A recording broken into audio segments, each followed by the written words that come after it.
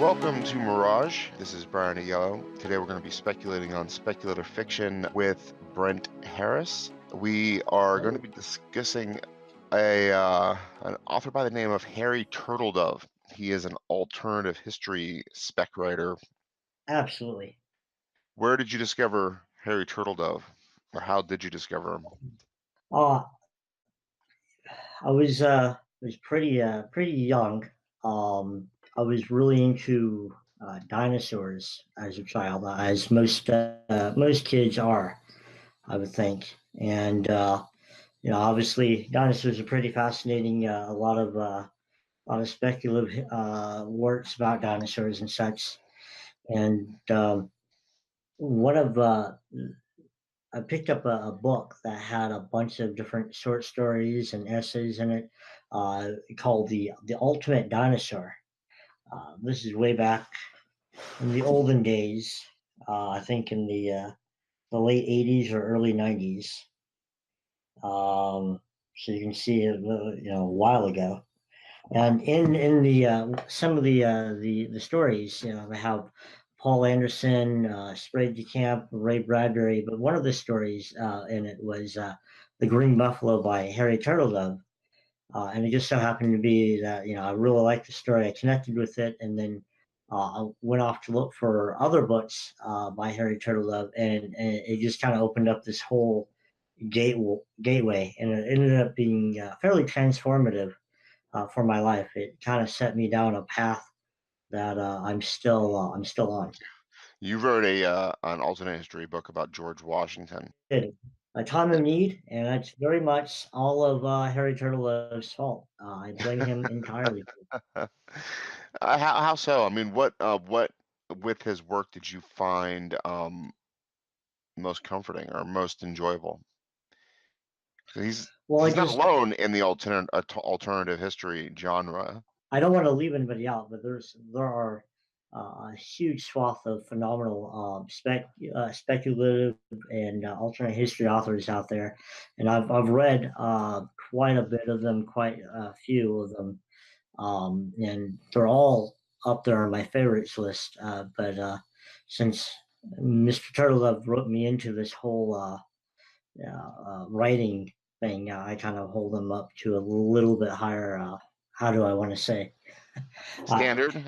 Again, yeah, I blame him. But I mean, again, he's very well renowned, and I think he creates a lot of passion and inspiration. I mean, I know I'm not the only person he's inspired. He's inspired, hundreds and hundreds of authors who hopefully will go in turn and inspire other people to learn about history and learn about how Yeah. precarious our past is, and just how one little tiny change can just result in this enormity of a snowball effect until you get a whole new world. And he didn't just write alternative history either. I'm looking at one of his series, what is it? Vita Vidiasi Sosis? Yes. One where his Roman legion went to a magical land. Absolutely. I think that alternate history is a fairly niche market, and while he's certainly done well in it, I think put food on the table. I'm sure he's expanded out. He's written in other genres under other pseudonyms, and I think fantasy probably sells better than alternate history. I don't know. I don't have any stats in front of me, but something tells me that he he might get his bread and butter from fantasy, but it seems like his heart is in alternate history. Well, I'm looking at a collection of short stories that he wrote that I found online, and they asked him to write the introduction, and the first thing he does is start writing about time. So, I mean, obviously, he is very concerned with time within his writing. Even taking a Roman legion and putting it in a fantasy world is very Earth history centric, and I find that fascinating. Let's see a little bit about Turtledove. He could not decide on a pen name or a name starting out in his career. He did not like the name Turtledove. He thought it sounded fake.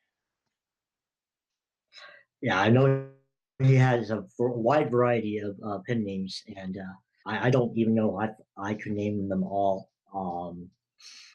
You Oh, know, really? Is that many?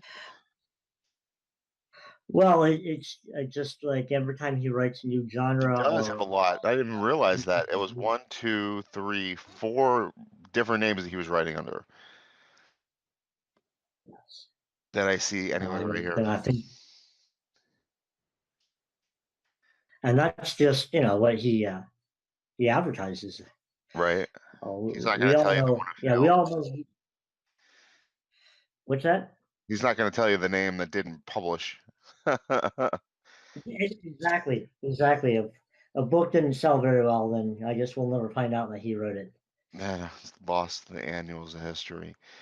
He's highly educated too. He went to the California Institute of Technology. I dropped out. He dropped that. That. Do we still count it? I wonder how long you went there. His Wikipedia page is sadly quite empty. We'll, we'll have to we'll have to fix that for him sometime. Right? But no, I know he has.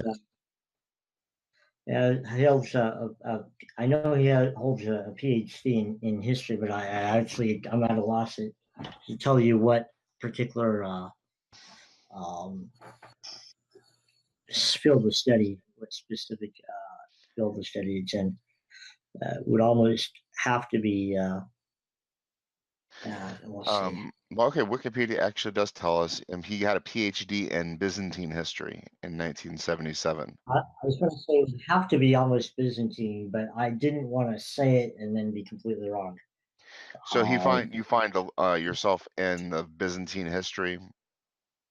Byzantine would be the Roman well, Empire, that's right? the reason I didn't want to go. Because I really know nothing about Byzantine history, and there's just it's just a gap in my knowledge. So I didn't want to throw that out there and just be completely off. Well, it's Roman history, right? I mean, that's basically what you talk about when you talk about the Byzantines, the eastern part of the Roman Empire. I was going And to say that's more Eastern, yes, the yeah, more uh, Constantinople and exactly. And the whole yeah. the successful side of the Most of that. Roman Empire. I see. I have a bachelor's in history, and I focus primarily on Atlantic history and the effect of colonization and such. So that's all like baby history. That's all like fairly relatively new. Yeah. Whereas obviously Byzantine goes back quite a few thousand years. So it's Yeah. mad props for just being able to not only to study that to make that your passion and to end up with a PhD in that. That's again more respect to why I enjoy him as an author. The question is why the Byzantines? Is it just because they were the longest lasting Roman Empire, portion of the Roman Empire? Or did he have other reasons for choosing that particular group of people? Uh, cool. The great thing about Harry Turtledove is he's very interactive with his fans. Now I've never gone off and met him because they say you never meet your heroes, but you can interact with Harry Turtledove on his Twitter account, and unless Oh, he's knee deep in the project, you can actually ask him, and most likely he'll answer that. so So that's he's active on social media. I don't know why find that fascinating.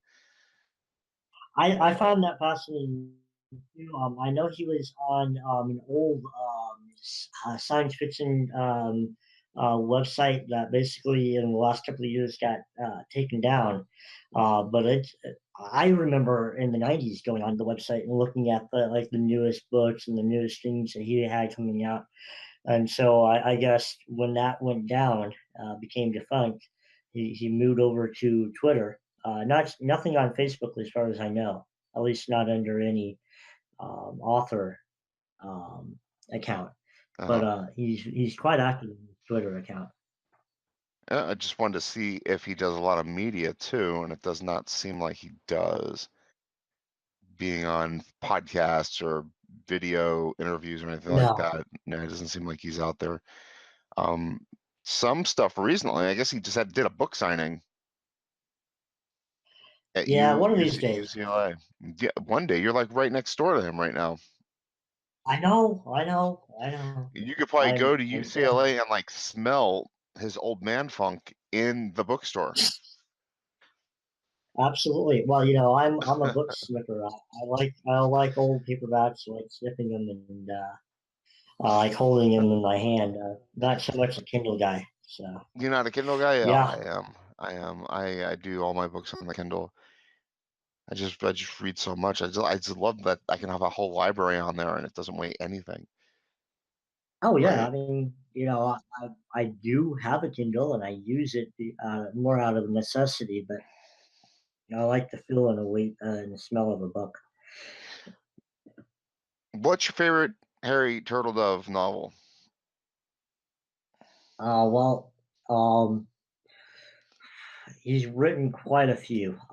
The one I recommend people starting off with, if they've never read, especially if they've never read alternate history, because again, alternate history is fairly a fairly narrow niche, but it's growing, and it seems like it's growing exponentially, and that's a great thing.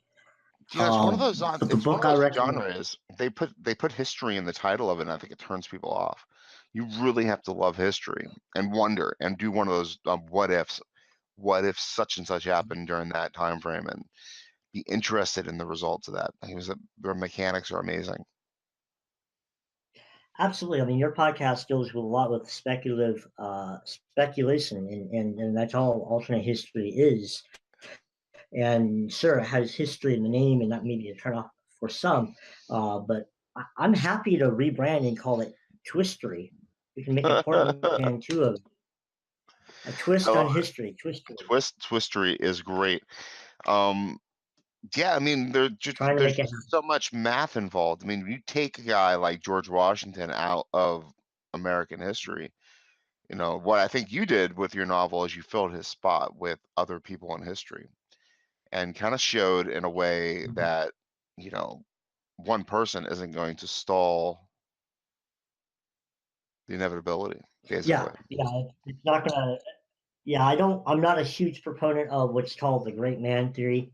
I mean, there have been circumstances when one person really did do something completely out there that nobody else would have replicated or completely did. But most of the time, history is social movements. I'm a very much a social historian, and I like to look at how people change history by viewing themselves and how they view their place in their states. And the revolution was very much a social movement.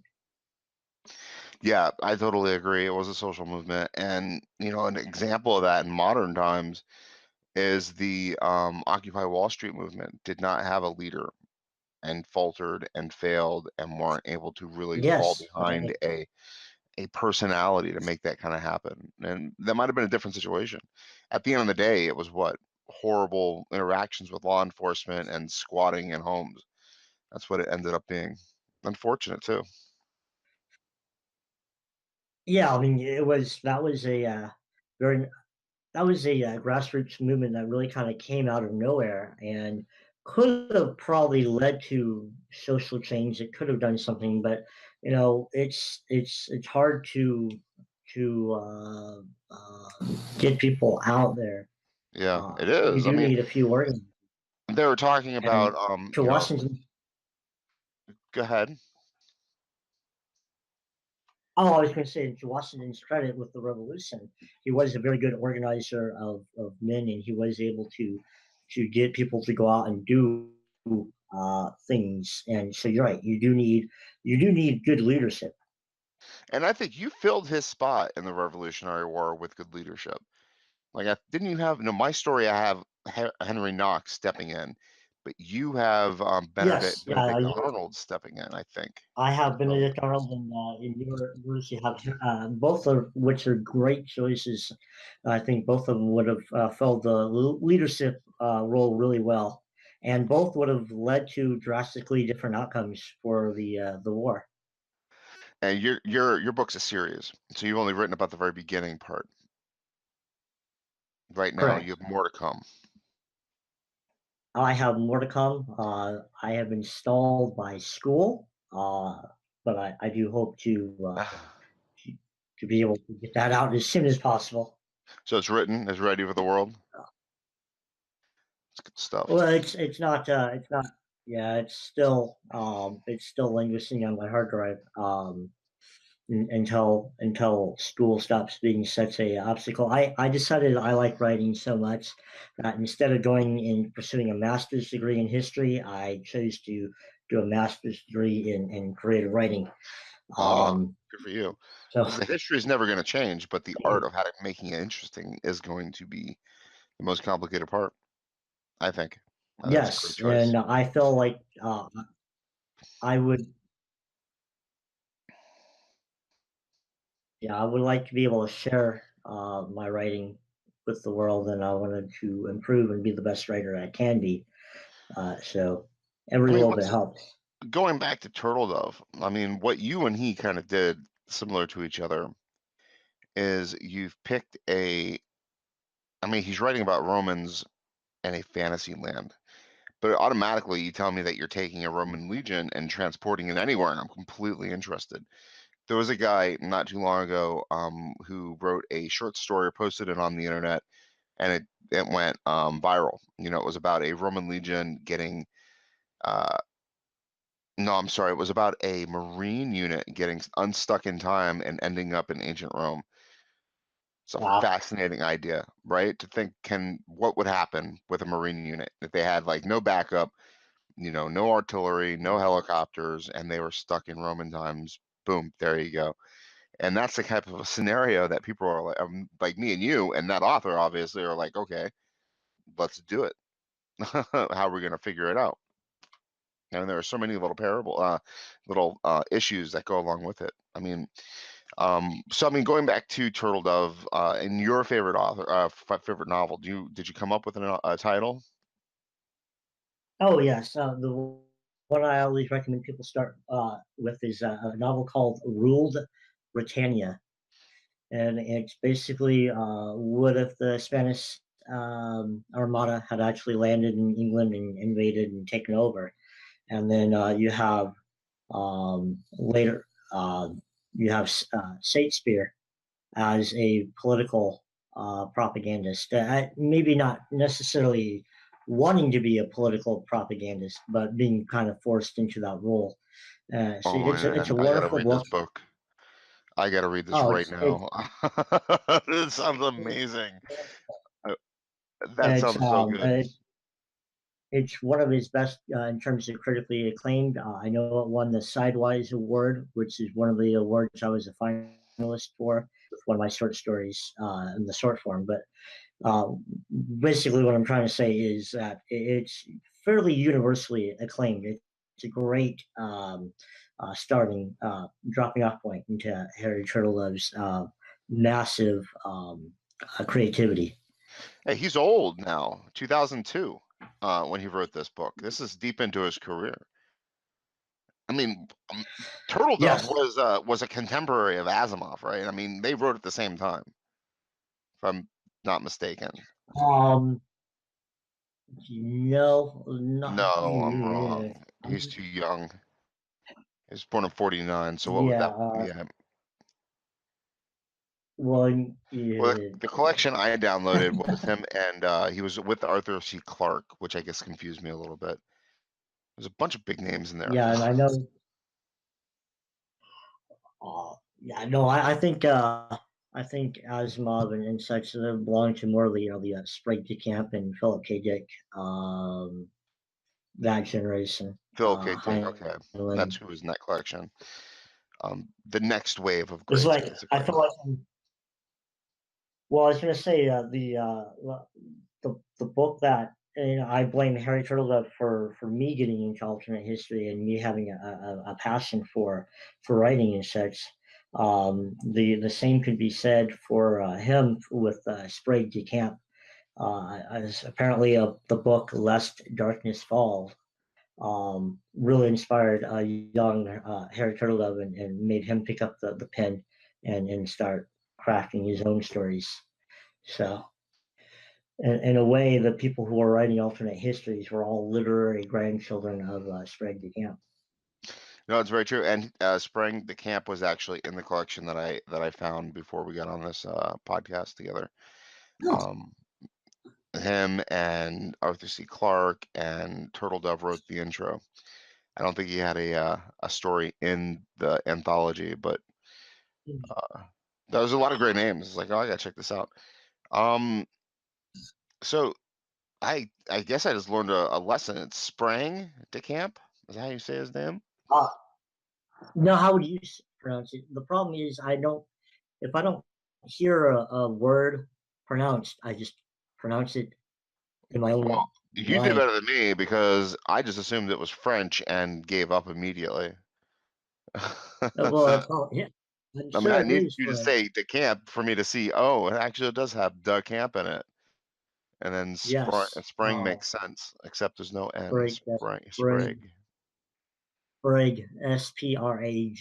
Sprague. But again, every French word I've ever come across has baffled me. I mean, Yeah, we don't want to, yeah, that's the problem with being a reader rather that's than a listener. And yeah. They say that, your vocabulary is gigantic, except you just don't speak many of the words. You just read them over and over again, so it makes it hard to verbalize them.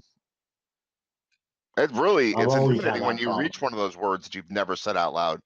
Like, uh-oh, I've never actually Mhm. verbalized this. How do I say it? And you make up some horrible pronunciation that's wrong. Exactly. Audis. Exactly. I There's a car, Audi. I think it's called Audi, and I say Audi, and Audi, yes. my wife will make fun of me. She just will not Well, stop making because fun it's of me. pronounced. I mean, it's spelled Audi, And it's spelled but Audi, yeah, so I I mean, mean, it makes sense to me. it's And spelled she's like, Audi, no, it's but Audi. I was like, Audi. all right. Well, thanks for Man. making me feel bad, wife. So There's always somebody going to be laughing at the way we pronounce certain words because I've never heard of them pronounced before. yeah. Only read them. So Sprague de Camp was a contemporary, not Right. contemporary. Yeah. He was the forefather of Turtledove, and we all know him. Yes. He's a fantastic fantasy speculative author, and I did not know Oh, he wrote absolutely. alternative history. Well, I don't know exactly how prolific he was in alternate history. But I do know he's written a couple of things. Again, dealing with time. I mean, you know, time has always been fascinating and speculative. Component, yeah. It's mythic. It moves towards it. Yeah, I mean, because you really time is what? Intangible. I mean, you can't touch it, yet it affects everything, and once it passes, there's nothing you can do about it. But fantasize. I mean, it's alternate history can be Exactly. gigantic, or it could be the tiniest thing in the world. Where like, where did I put my wallet? You fantasize about going back in time, correct that issue too.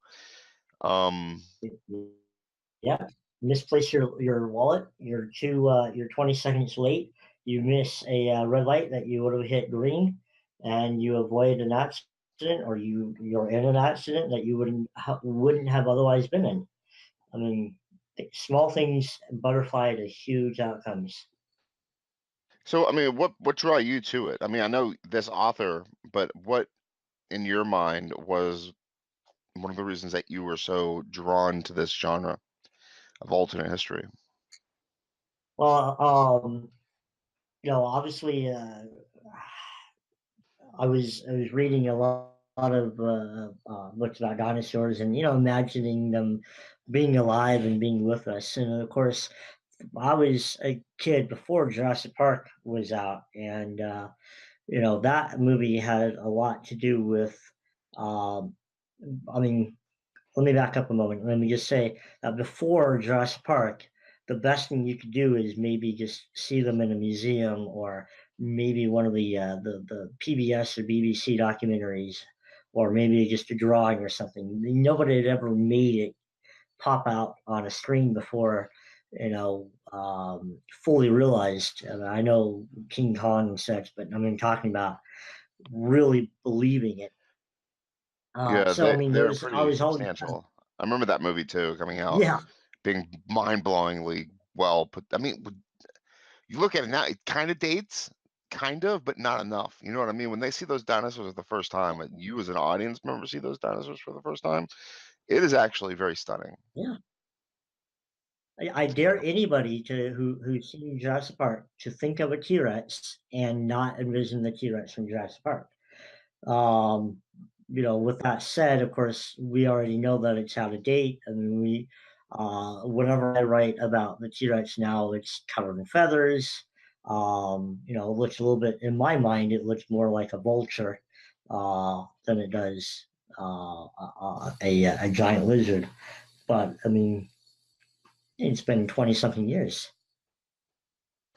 Yeah, and they're ruining the franchise with additions. I don't know if this last one was even worthy of the title. Actually, I don't think any of them were. Crichton's novels were great. Lost World was really good. I Yeah. think he had a follow up. At the same time, I was reading Harry Turtledove. I was reading Crichton. Anything that he wrote, I would read it usually the day it came out. Yeah, he Uh, was one of those authors. oh yeah, absolutely. Fortunately, Crichton is a little bit less prolific. Was a little bit less prolific than Harry Turtledove. I don't think I'll ever be able to read everything Harry Turtledove has written. I don't even know if I could even try.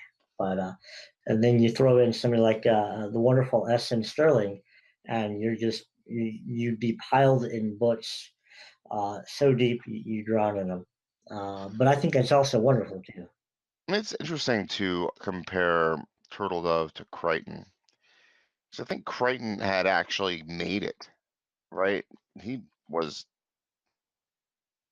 a He, household name. yes, I can't spell Crichton. absolutely. But again, it wasn't like an overnight thing. I mean, most of these authors who are household names uh, for it, and basically, I think Turtledove would be a household name too if we could get some of his book series turned into television series and such, or he would actually get credit for some of the ideas that have come out. I know how he and S.M. Sterling both have had that problem with series actually being out, and but changed just enough to taken out of the spotlight. They even talk about these guys in a different way. Like Michael Crichton is a science fiction, thriller, and medical fiction writer. And Absolutely, when you, you you look at know Harry, you know what they write. yeah, when you look at Harry Turtledove, he is a writer of alternate history, historical fiction, fantasy, and science fiction. I maybe is it a quality thing that separates them? I mean, Turtledove is one of your favorite authors, but you also mentioned Crichton as being one of your favorites as well. But we're not doing a podcast on Crichton. We're doing it on Turtledove. So, I mean, it's fascinating. This guy kind of feels like a speculative author. You know what I mean? While Crichton kind of feels like a bestseller. Yes, I mean, I think a lot of it has to do with history being in the name of it. One of my favorite series of Harry Turtledoves is the 191 timeline, and basically anybody familiar with the 191 timeline is basically a civil war. What if the Confederates had won? Your Well, I read typical this. sort of I read this. I did yeah, read this. yeah. It's good stuff. But oh, it's amazing. I mean, it starts off with one tiny simple act, And then, however many books later, I actually don't remember off the top of my head.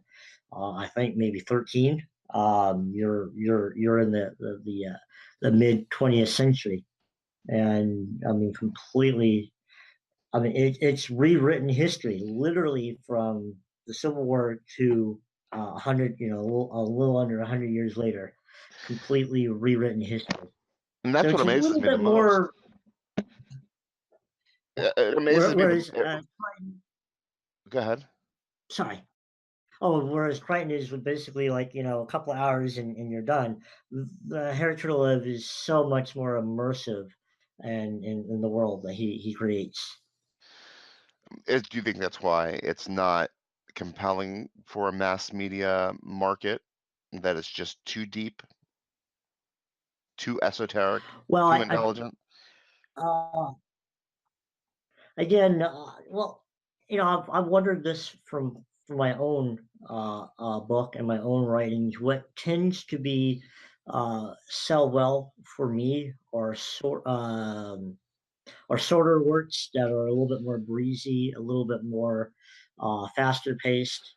A Time of Need. I'm very proud of it. It's an excellent book. I've gotten critically acclaimed feedback for it. I'm very proud of it, but it's not a fast read. It's not something you can read over a couple hours. It's fairly involved, and it covers the first few years of the American Revolution. There's some depth to it, but it does seem to me that as we get into social media, as we get into Twitter, as we get into TV series and Netflix and such, people tend to like faster paced, breezier, um, Lit- quicker Yeah, things. Yeah.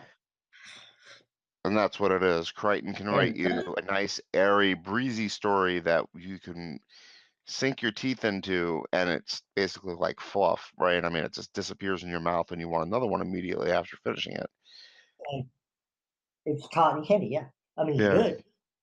and Don't get me Jimmy, wrong. I'm not Crichton, but yeah, I think if you want to invest your time into a 13 book series, that you're going to need to really kind of buckle down and get into it. It's not going to the be. interesting thing about a Crichton though is he did write Jurassic Park. You know what I mean? And that did kind of dig a little bit deeper and create kind of rivets in the imagination. But I guess it's the quality of the writing itself, because he is kind of writing it in that mass media paperback format. I guess Mhm. he's not really writing No, you're right. prose. No, no, no. No, and I myself, I don't typically write prosy things too. I try to be as plain spoken as possible. Is Turtledove a plain spoken writer as well, or is he trying to be more poetic with his storytelling? I think it kind of depends on the book, but he tends to be. My experience is he tends to be plain spoken, and I think that's a good quality. It's a quality I've emulated with in a time of need. But I'm certainly going to play around with different types of narrative styles, and I know he has too. For example, ruled Britannia, you got to give credit to Harry Turtledove. He pulls off Shakespeare remarkably, remarkably well, and I don't think that's a feat that I would want to tackle. And he pulls it off well. You got to read it just to I'm see gonna how read he it. does it. Yeah, I'm gonna do that right. I'm gonna find a copy of it right now. I just the idea of a Shakespeare character always appeals to me. I love it. It's my favorite Oh yeah, history is Shakespeare history. Like, is there an actual Shakespeare? Did Shakespeare write this? And according to Turtledove, yes, there is a Shakespeare, and yes, he's exactly, a historical figure that did stuff. exactly. Yeah, it's weird when you start thinking in it like that. And there are times where you are knee deep in some of these series, and you have to look at a world map just to remember where you are. Yeah, I love that. When you're talking about a place so small that you have to pull up Google Maps to find out exactly where it is. Not every Mhm. place is Paris and London and things like that. Um, so the Southern victory. I mean, that's interesting because when you write about a Southern victory, going back to a Civil War alternate histories, you're kind of letting the bad guy win, aren't you? In a way, you're letting slavery continue. Yeah, and I that's a very substantial theme to the 191 Southern Victory timeline. It gets pretty deep, and at times extremely dark, and as well it should. How does the South win, though? Well, I'll go ahead and spoil it because if you pick up the book that starts it off, "How Few Remain," it basically kind of spoils that in the first few pages in the prologue. But if you recall Lee's Lost Order 191, which is where the timeline originates, the name of it originates. Basically, it's instead of losing those orders and falling in the hands of I want to say Meade, and I hope I'm right. Um, or McClellan. Ah, man, it's late. I promise. They're basically recovered before they're fallen into the Union, and because Lee's able to keep his battle plan secret, he's able to win the Civil War. So this is 1962 during the Maryland campaign, and 1862. yeah, so Special Order 191 was a movement order. Yep. Yes. And I basically told the Union side exactly where Lee was headed, and it's going to blow your tactical advantage there. Yeah, I mean, it's still so early in the war, though. Gettysburg is 2 years away, right? And Gettysburg kind of turned it for the South. I mean, they're basically at a standstill up at that point. But in this, Well, yes. I mean, I- this If fell the Confederate, into enemy hands. In actual history, the uh, Union Army found the 191 or the 191. yes, yeah, in natural history, the Union finds it and are able to um, uh, respond, and part of the reasons the South, many reasons. I mean, if the South were ever to have won the war, they would have needed to win very quickly in the first year, Uh, first couple of campaigns, first couple of years, break the back of the Union because immediately. the longer, Yeah. exactly, the longer they go on, the more of a logistical nightmare it becomes for them, and it's not attainable. Um, so it can be a little bit more fantasy when you get into some of these alternate histories, and that's okay because sometimes plausible scenarios still give you insight into actual history. I mean, one of the things that most is impressive to think about is that, I mean, we already mentioned it, 20 seconds. I mean, things just have to be slightly different for them to be, Mhm. for the future to be completely different. I mean, excuse me, looking at the 191 is a small thing. I mean, it's not like a gigantic battle plan or anything like that, or the entire scope of the Confederate Army. It's one movement plan, and I'm looking through the Wikipedia article, trying really hard to, grasp what it is, and it's like in nothing order, but it made a difference according to Turtledove and whether or not the South wins the Civil War. Absolutely, absolutely. That one tiny thing sets off this entire chain reaction, and let's just say it's not the most happiest outcome. And when we get to the mid 20th century, um, and I think that actually you kind of raised a good point. I think a lot of alternate history has this propensity to say to delve into more of a dystopic time where things get worse than they are now. You don't see a lot of alternate histories that promote a better timeline or a better outcome. That's something I, as a writer, would like to address at some point in the future because, yeah, I want to write an alternate history where JFK doesn't get assassinated, and it goes JFK, Martin Luther King, and then Robert F. Kennedy and his brother Teddy Kennedy as president through the 60s, 70s, and 80s, and I want to see where America is at that point. you want you say Martin Luther not as president. I want Martin Luther King to be the first African American president.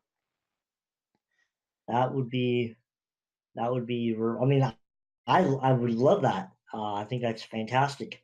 But it almost might be too fantastic.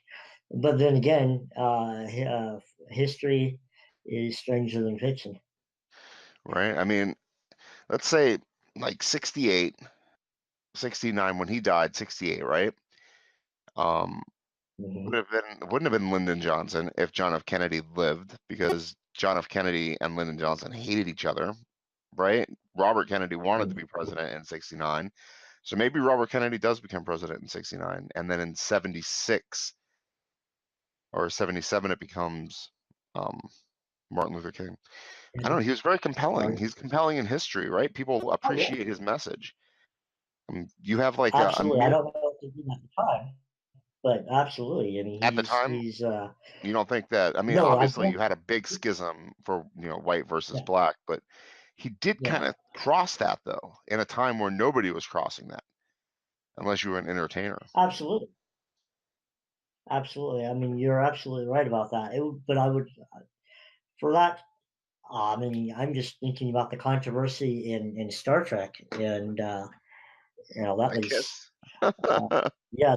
The kiss was That that was a see, little you bit. knew exactly what I talked. Yeah, I know Yeah, exactly what you're did talking about you? immediately.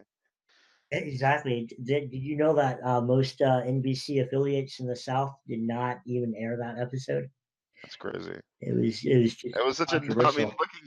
looking at it too. If you see the scene, it's like a non-issue. They're barely doing anything but touching like cheeks or something. I mean, they're doing Exactly. this the TV kissing thing where it's not even an actual kiss. I mean, Exactly.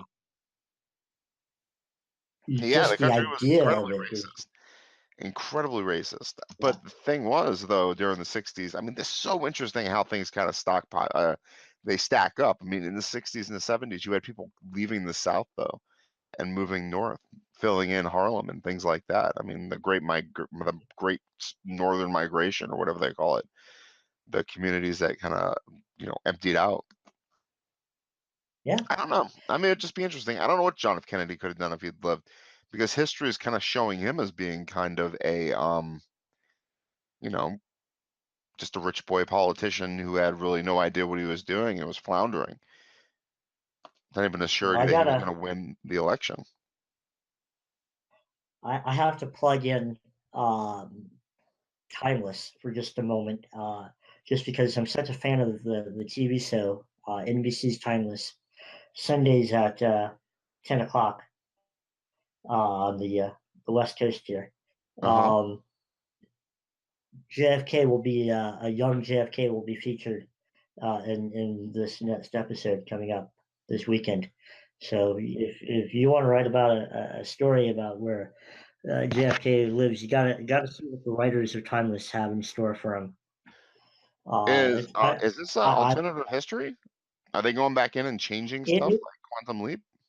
it is now. The first season they were very careful to try to like keep things, the status quo. But it seems like the last few episodes, kind of the gloves are off, as it were, and things are changing now. Personal things changed, quite a bit in this series. But yeah, it's very much now entrenched in alternate history, and it's my favorite thing to watch right now. It's an amazing show. Very awesome actors, very good writing.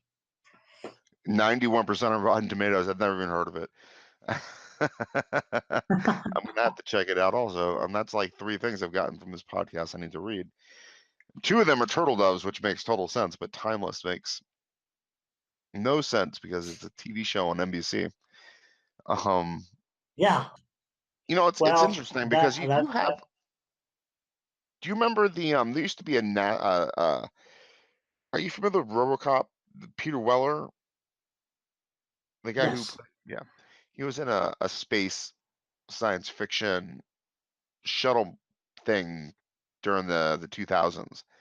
Like he was on a shuttle mission with his son, and it got sent back to the past, and they all had their future mindsets, and they had to change something to avoid humanity being wiped out or something along those lines. It got canceled That after the second season. sounded very, yeah, that sounded very familiar, and I'm just blanking right now. Um, hmm, But I'm curious whether that is kind of a subgenre of speculative or alternate history, where you have like a future, they go back in yeah, time to our time. Odyssey 5. Odyssey 5. Odyssey 5, yeah, that's what it is. It was so Yes. good. Yep. Well, I thought it was good anyway. It probably doesn't, you know. Well, yeah, I don't know if it'll hold up nowadays, but I Yeah. mean, some, but you're right. There is a whole, like you said, almost subgenre of, the islands in the Sea of Time, final countdown of the short story you mentioned with the Marine unit going back into Roman legionnaire times, where just you transplant something either forward or backward in time. I mean, and those are awesome stories.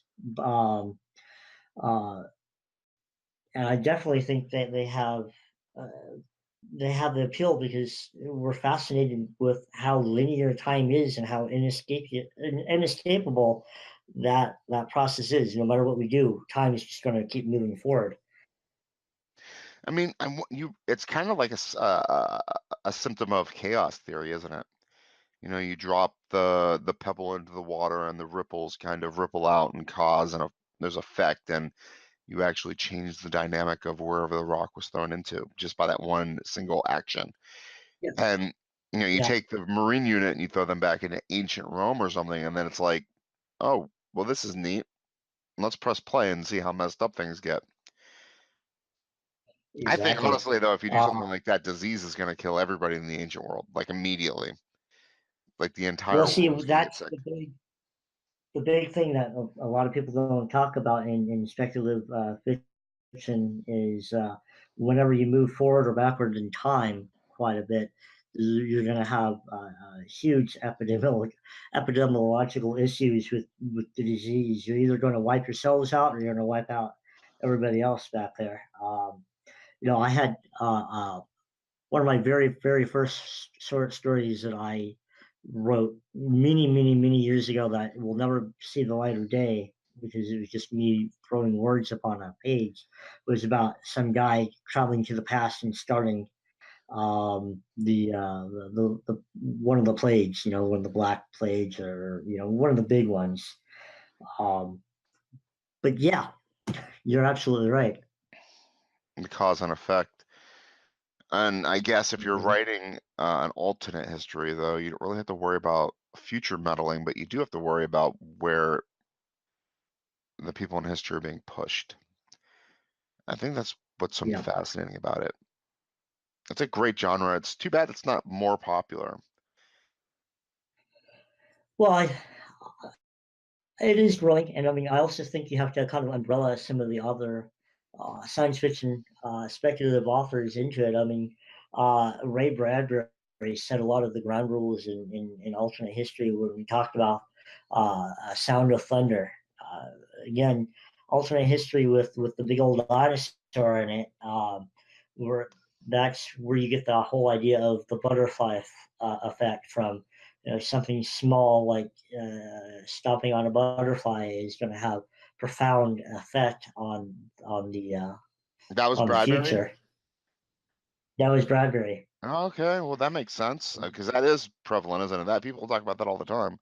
The butterfly effect, stepping Absolutely. on, the grandfather paradox or something along those lines, time travel. Oh, no, exactly, the grandfather paradox, and then you have Philip K. Dick, who's Amazon is doing the Man on the High Castle, and that's out there, and Timeless is out there, uh, Oh and yeah, I forgot about that. there's The World yeah, War II uh, alternate history, Man in the High exactly, Castle. Did you watch that? and to be completely honest, I have not seen it. I keep kicking myself in the head for not just sitting down there and binging it. But I do have every intention I love the idea. to watch I'm a it. huge Philip K. Dick fan, right? I mean, I watched most of the first season, but then it got really soap opera, and I'm like, I don't want this. Maybe, it wasn't that show particularly. I think it's doing what a lot of other shows are doing as well, but there's just so many melodramatic moments you can live through. I think I've reached my limit. I can't stand it anymore. Yeah, yeah, I see what you mean, and I think whenever you expound a single book into an entire series, you're going to end up being more of a soap opera character I mean, like what dynamic. they did with The Hobbit, right? In terms of you have a small Oh, 300-page book and you're turning it into a yeah, 9-hour movie. Even worse with a television series where you're taking, a single work and turning it into what 30, 40, 50, 60 hours you worth of television. I mean, it's just like, oh, dude, you're filling in places where this author did not intend to fill in. This is exactly. not I Philip could K. we Dick. could This is some, speak hours what's that? on how bad the Hobbit is. We could Yeah, speak for hours just on how bad the Hobbit was because of go that. back in time Yes. and fix that. My alternate history does Yeah. not include The Hobbit. They're still trying to make it right. Yes. They want to make it perfect before they produce it. No, my ideal would be that I cannot pronounce his name. He just won the Academy Award for Sick Water. He goes Oh back yeah, and he actually does two movie picture of the Hobbit. I can see the Hobbit in two movies if you kind of take some elements from the Silmarillion and kind of break it up into two. I can see it two, but certainly not three-hour movies. Two-hour movies maybe. no, I read that book when I was a kid. I do not remember a love affair between a dwarf and an elf. I didn't even see the last movie. I'm a huge fantasy fan. I Yeah, love Lord of the Rings. I watched those over and over and over again, and I could not stomach the Hobbit movies. Could not stomach them. Thought the they first one's were okay, but it just did not work for me. really bad. I The first one is okay if you can kind of blank out some of the Mountain King under the Goblin King scenes. They're awful, but the Bilbo and Gollum's scene in the caves that really makes that first movie. So I can watch the first one, but I don't think I even remember the second and third ones. I think I pushed that out of my memory, like the Star Wars prequels. Right? I mean, you want them to be better than they actually are. And the unfortunate thing about The Hobbit is that there is an actual really, really good adaptation of it. Two of them, in Yes. fact. They're Yeah. the cartoons that they did in the 80s or the Mm-hmm. 70s. I mean, you Mm-hmm. watch that movie and you're like, oh, well, they already did this and they did it better. And I love those. They even did the Lord of the Rings. They just somebody did two movies instead of three. Um, Yeah, but they never did make the. Peter Jackson's Lord of the Rings is brilliant. I think they did a great job with that. Yeah.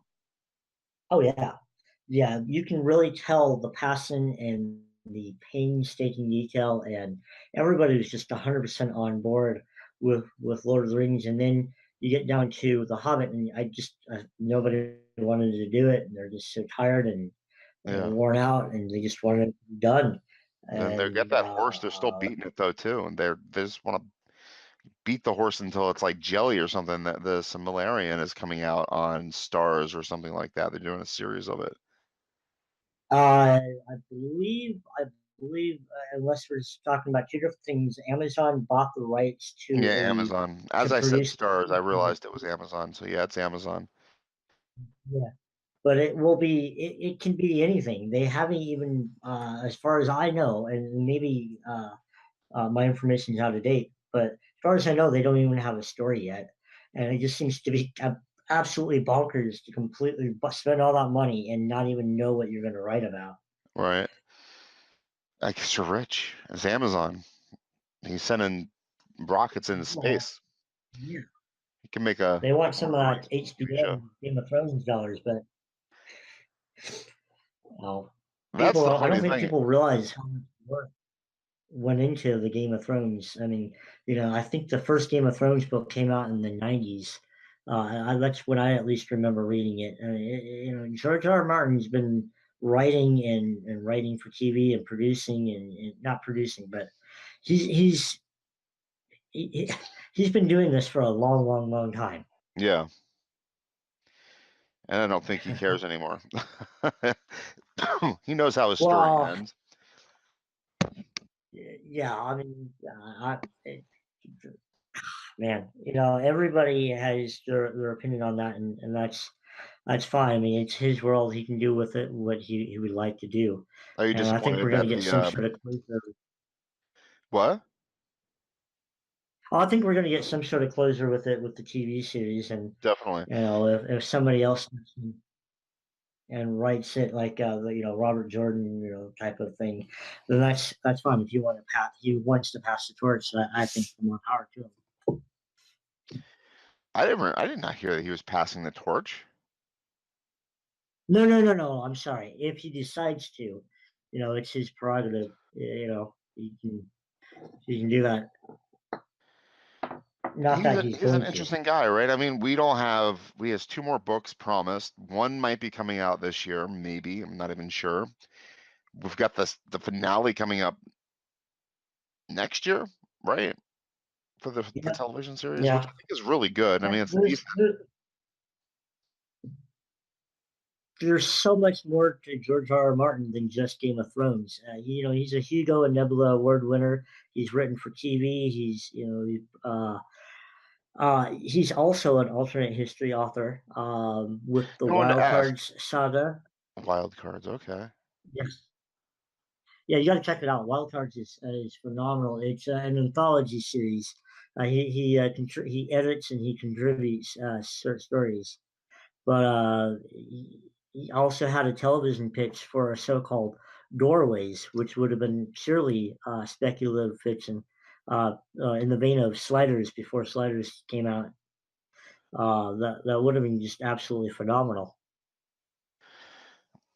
And all of this is spawned by Sprague, or however you say his name, the camp.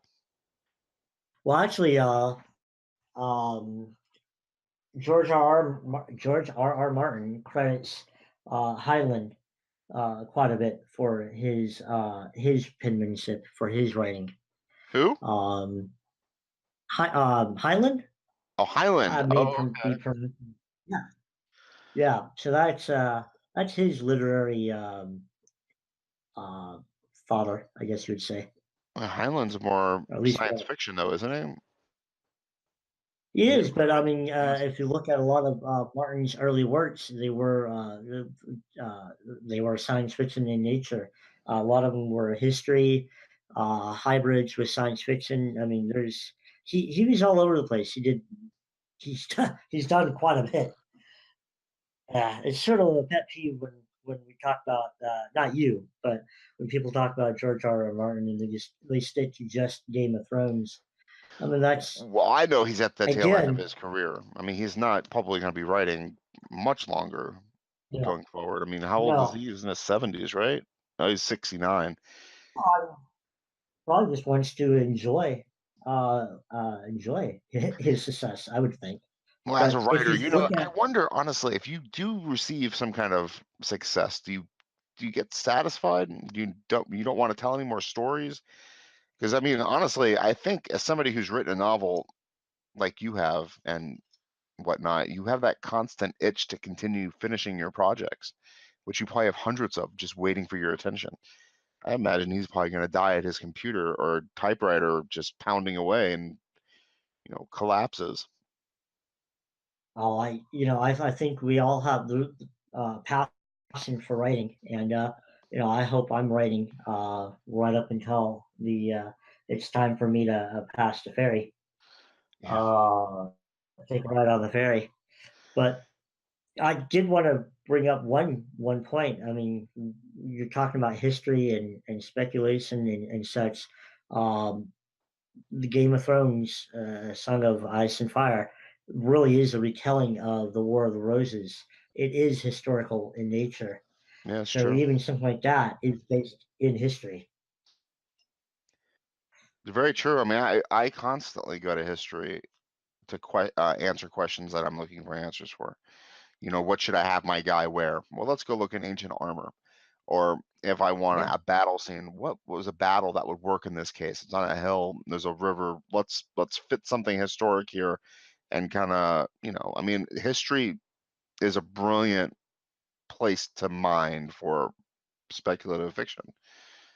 I mean, the leaders that have been in charge of countries are insane. They just make great characters, just put a different name on them.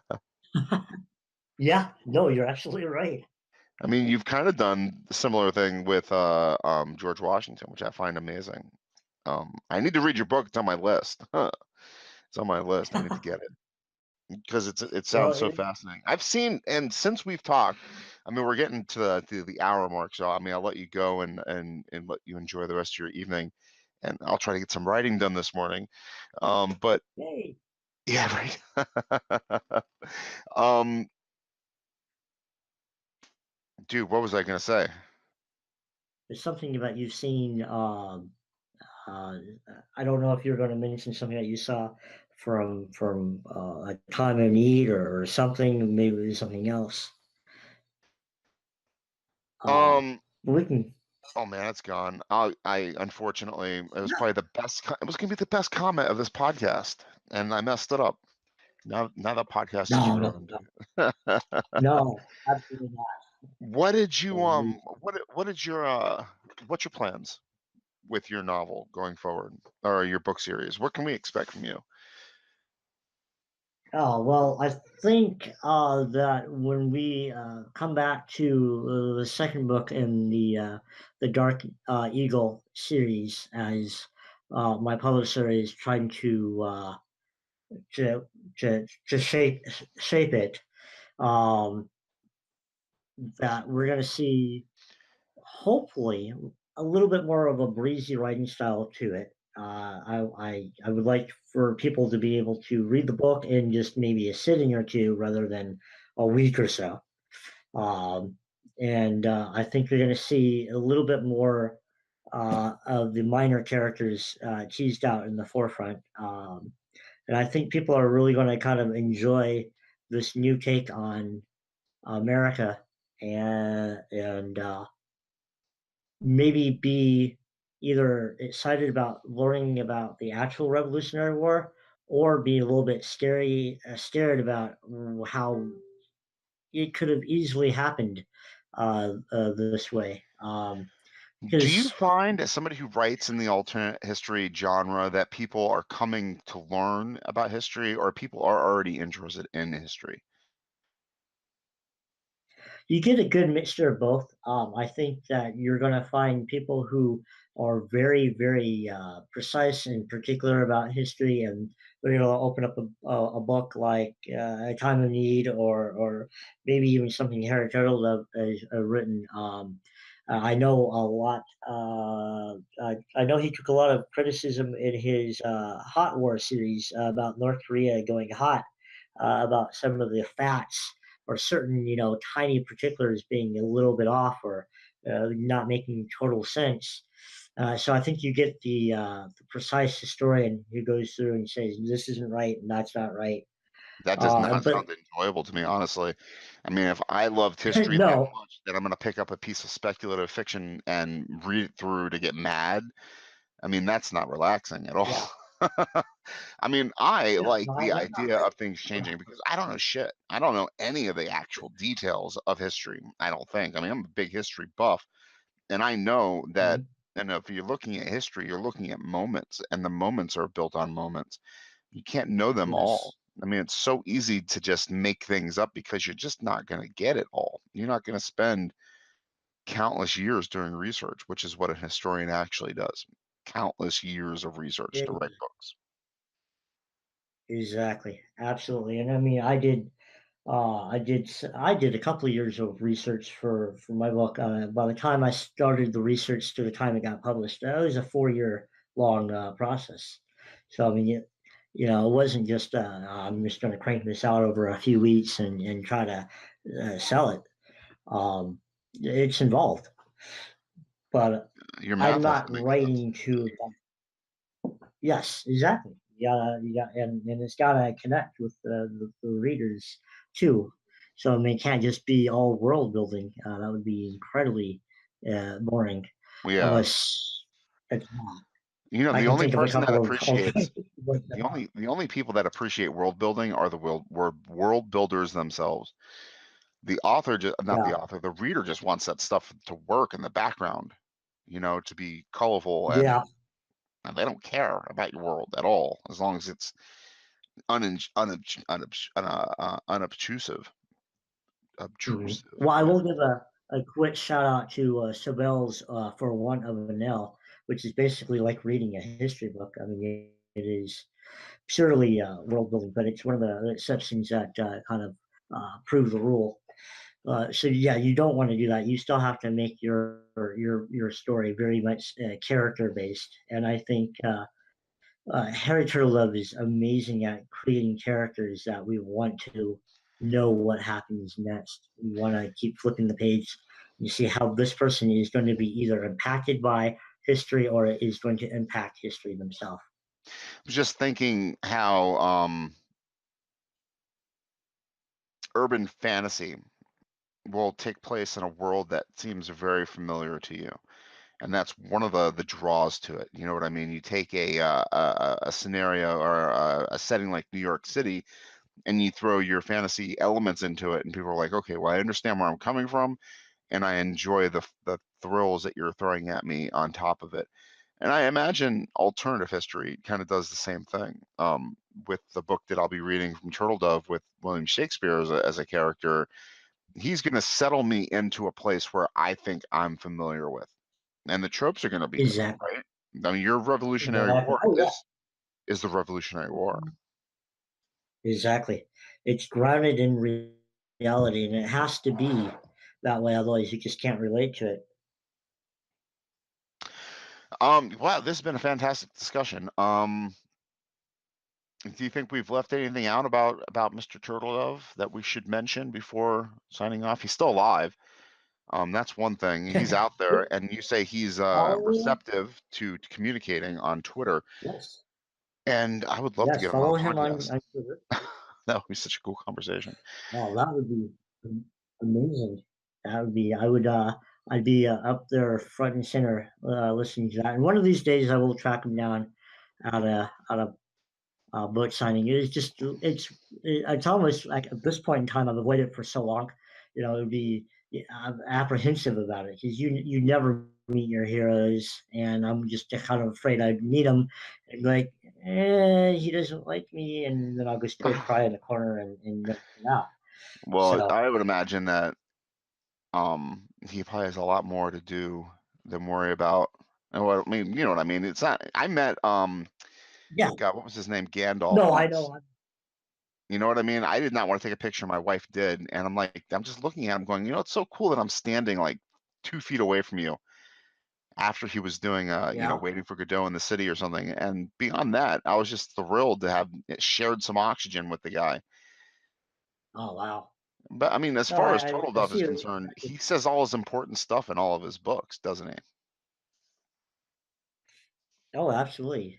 Yeah, I think a book isn't meant necessarily to be topical, but it should mean something. It should have a message to it, even if it's cleverly hidden under storyline. Yeah, that's true. God, man, there's that one statement that's gonna haunt me. I'll be like editing the podcast, and I'll end up at that exact same spot where it says, "Ah, say it, say it, say it." Oh, you forgot, you dummy. But anyway, can you think of anything? Can you think of anything else that you want to add to the conversation before we sum it up? Go out and read Harry Turtledove's books. I agree. That would be awesome. He's got a bunch too. My God, you're right. I clicked on the standalone book option in Wikipedia, and like 50 titles just popped out. I was like, oh wow, okay. Quite a bit. I mean, that's just. I mean, he's written fantasy. He's man, he's just written so much nonfiction essays. You can usually find him in a short story in Asimov's I mean, he's just basically, if you're into speculative fiction and you like it, you throw a stick, you're going to hit something that Harry Turtledove wrote. I wanted to check out some of his short fiction. Is he known as a short fiction author or just a long form guy? He's done both. I have a few of his short stories, and again, Green Buffalo was a short story that really just made me latch onto him in terms of capturing everything I was looking at as a kid. Dinosaurs and writing and reading and just creating new worlds. So yeah, I don't even know where to recommend. Just have you start with short stories. I want to read The Green Buffalo. Yes. How do you find a copy of that? I mean, that seems to be because that's the saddest thing about Well, short fiction, isn't it? I mean, there are so many of these authors, great authors, who have written short fiction that we will never ever get the opportunity to read. They weren't put into collections, and they're not out there. yeah, yeah. No, you're absolutely right. If you find a But copy of I that don't. online or can recommend a place to find it, let me know. That would be really appreciated. Okay, I But can. otherwise, I don't go ahead. know if the Ultimate Dinosaur is Say out of again. print, but that's. Uh, I don't know if the book The Ultimate Dinosaur is out of print, Let's but see. it's absolutely full of amazing speculative stories about dinosaurs and such by a lot of amazing authors. Oh, it looks like it's still it, Robert Silversberg is not what we're talking about. The Ultimate Dinosaur. Yep, Is that yep, that's is it. that the one? Oh, okay. Yeah, and it's also got. Since we're talking a little bit about dinosaurs, if you have a moment, I'll fill you and your listeners into a little Easter egg. I always try to name at least one character in a lot of my works after a paleontologist, because in an alternate history version of me, I grew up to be a paleontologist, and I've always been fascinated. I read works. Uh, all my dinosaur information is about 40 years out of date, but I mean, I grew up reading Horner and Dodgson and Bacher, and they're my childhood heroes, along with the writers we're talking about, Harry Turtledove and Crichton and Martin and all the others. That's cool because honestly, paleontology is about as bad a field to be in as writing is. Yes, this is correct. I didn't do any sort of favors laterally for me.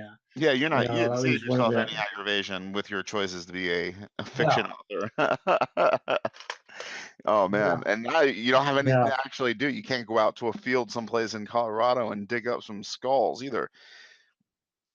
Oh, I did do a gig when I was Did you really? young, and that was one of the deciding factors that turned me away from wanting to be a paleontologist. It's a lot of hard work. It's a lot of math, and both those things I do very poorly at. Digging in the dirt in the My sun. my son is like all about dinosaurs right now. He is dinosaur crazy. In fact, he's going to be 3 this month, and he's demanding that we call him Dinosaur. He has like two distinct personalities. He is the dinosaur, and then he is our son. And Dinosaur is a horrible person that I never want to hang out with. He throws things and hits It's his like an sister, ultimate and hero. Oh no. Well, he has to. He's a dinosaur. But you know what? He can be a gentle dinosaur. yeah, we're trying to teach him about gentle dinosaurs. But unfortunately, according to my son, all dinosaurs hit his sister. So uh, that's like me about about the same age. No, dinosaurs are just absolutely amazing. I just actually wrote a short story that unfortunately was rejected for Uncanny Magazine's oh yeah, dinosaur issue. oh I did something for that Uh, too. Did you write something did for you? that? Yeah, I wrote I something for did. that I too. did.